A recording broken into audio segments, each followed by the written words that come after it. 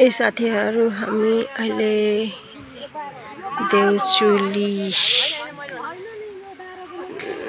छौं। यो माछा पोखरी हेर्न, माछा फर्म हेर्न छौं। माछा पालेको पोखरी। ए हेर्नुस् कस्तो छ।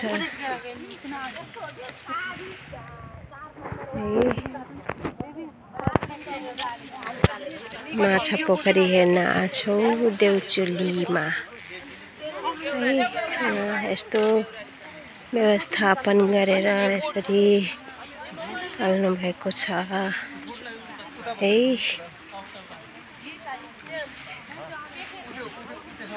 यति राम्रोसँग हाम्रो टिमहरु हुनुहुन्छ।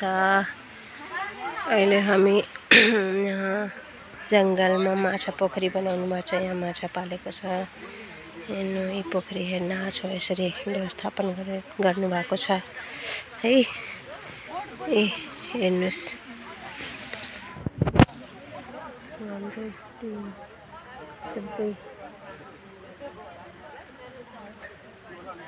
सबै हाम्रो टिम हुनुहुन्छ। हेर्नुस्, सबै टिम